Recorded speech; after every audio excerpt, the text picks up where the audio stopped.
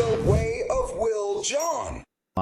Hay una historia que obviamente es algo mitológica y tiene que ver con que Eisenhower supuestamente conoció a E.T. Y estoy seguro de que ya conoces esa historia. Sentimos que esa es una historia confirmada y a partir de ahí podemos ver el génesis del mundo que tenemos hoy en esto. ¿O cuál es esa historia? La historia fue, creo, en 1956 o 57.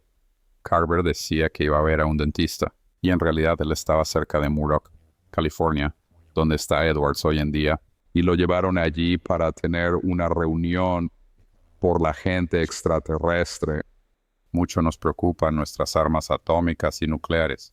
Y querían que nos deshiciéramos de todo eso. Luego, a cambio, nos ayudarían a sacar estas nuevas tecnologías para, ya sabes, beneficiar a la humanidad y a la Tierra. El complejo industrial, Terry Industrial, como él lo llamaba, no quería que él hiciera eso.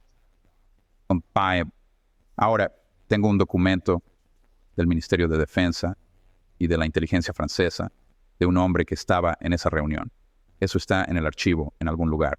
Y la razón por la que lo conseguí es que durante la presidencia de Nicolas Sarkozy, quien era el presidente a principios de los años 2000 en Francia, él, su gente del Ministerio de Defensa, me contactó para obtener esta información, pero también para traerme a Francia a hacer un encuentro cercano del quinto tipo y el CE5. Hablaremos de eso más tarde, donde hacemos contacto con estos interstelares y les invitamos a entrar y ellos vienen. En este intercambio de ida y vuelta obtuvimos este documento y había escuchado esa versión de otras fuentes confiables. Ahora, el resultado, y aquí es donde lo resumo para todos muy rápidamente, estoy resumiendo mucho.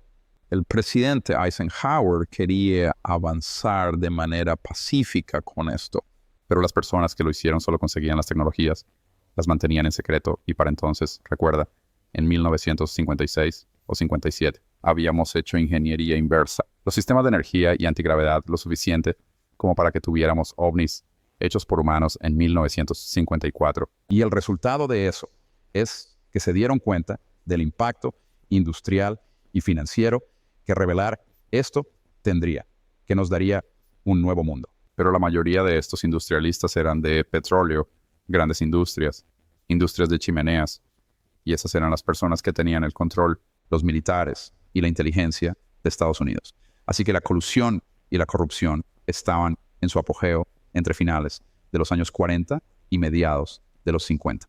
Así que Eisenhower fue cada vez más desplazado. Y tengo un joven, y su testimonio está en los archivos.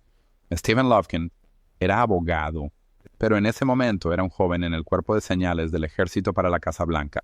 Y conocían a Eisenhower y Eisenhower le contó que dibujaba estas imágenes de ovnis. Y dijo, sí, he perdido el control de esto, ya no me dicen nada. Y eso fue en 1960.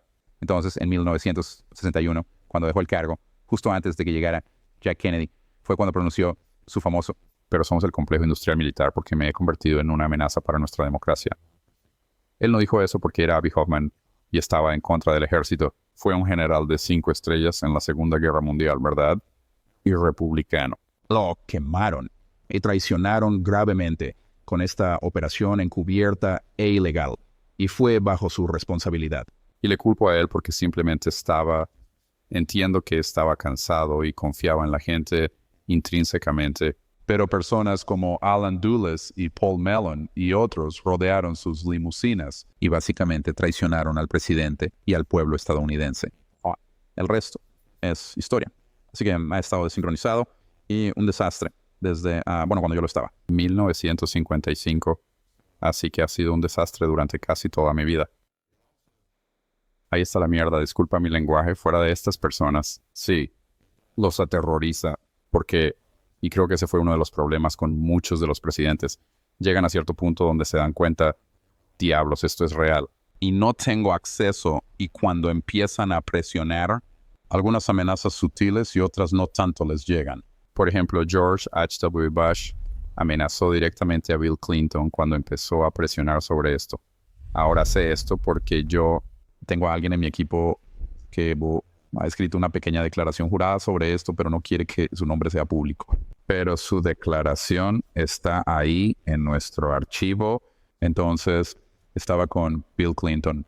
Y cuando Bill Clinton contó esta historia, entonces Jimmy Carter dijo famosamente en una ceremonia de firma de guitarras para recaudar fondos para el Carter Center.